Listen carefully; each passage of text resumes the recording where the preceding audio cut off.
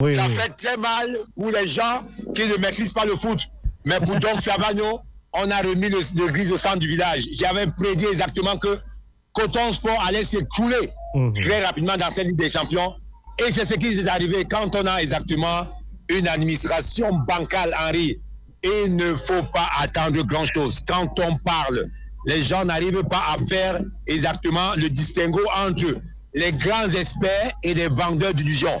Les grands experts vous donnent des biscuits au niveau de Radio Audace pour que vous ayez le meilleur club possible.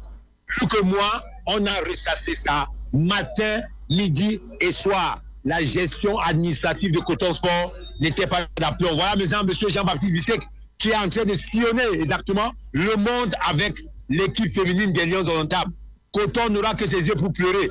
Ils ont commis une erreur monumentale et je t'ai dit que c'était d'abord un miracle qu'ils puissent avoir un point là-bas et qui devait exactement s'écrouler effectivement dans leur stade à Rumdia-Garoua au niveau de la Ligue des Champions parce que ce club n'est pas à jour dans sa gestion administrative. Et quand on n'est pas à jour, qu'on ment au peuple cotonnier, on ment au public, on n'a que ses yeux pour pleurer. Donc Henri, il faut faire attention entre un supporter, un expert et quelqu'un qui donne les dés pour qu'on sorte effectivement d'une forme de léthargie abyssale. Parce que la précarité sportive de Coton Sport a atteint ses abysses. Mais je voulais d'abord saluer mes auditeurs parce que c'est important. C'est un dimanche exceptionnel. Un dimanche de soutien à l'EPA où Don Fabiano est simplement sorti meilleur buteur de ce tournoi où j'ai marqué un triplé en finale face à cette belle équipe de Banaban Diop parce qu'ils sont en train de faire un soutien des gens de Paris pour le repas sportif de Douala. Je dois dire simplement bon après-midi à Erika Marage parce que c'est une dame aussi qui joue au foot et surtout Fleury Comol, notre avant-centre qui est très perspicace, sans oublier Kiki Bis qui dans ses interventions enrhume chaque fois les auditeurs. Yves Bami, Théodore Tida, Réwan, j'en certainement, nous avons des auditeurs qui maîtrisent mieux le football que des gens qui sont dans l'administration du football. Coton Sport n'écoute pas ce qu'il faut écouter parce qu'ils sont mariés avec les cordons de la bouche. On ne va pas les plaindre. Dommage pour eux, ça les apprendra quand on arrive à leur donner exactement la natte pour faire exactement comme on dit les bons au départ. S'ils n'écoutent pas, eh bien, ils continueront effectivement de fiasco en fiasco. On prend un entraîneur qui est le meilleur entraîneur de l'Afrique centrale, meilleur entraîneur du Cameroun. Vous commencez à dire pour les diplômes farfelus, UEFA ou CAF, vous commencez à balancer ça dehors, Henri. Mais Henri, tu t'attends à quoi? Tu t'attends à quoi? La réalité historique nous a rattrapés. La réalité était telle que les gars qui gèrent Coton Sport s'occupent plus de leur poche que de leur club. Il y a une chose que de faire la publicité, il y en a une autre de la réalité. La réalité est historique. Bamako 2, Coton Sport 0, et ça va continuer comme ça de supplice en supplice.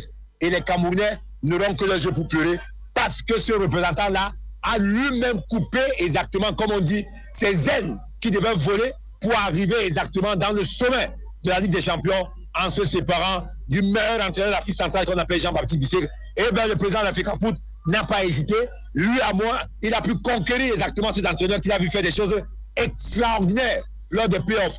Voilà maintenant les gens qui n'auront que leurs yeux pour pleurer, comme disent souvent les enfants, à Choukangongoli. J'espère que maintenant ils vont comprendre ce qu'on appelle le message sportif, le message fédérateur.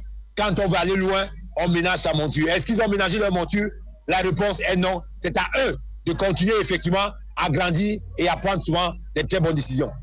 Donc Fabiano, à Chouka quoi? À Choukangongoli. À Chouka quoi?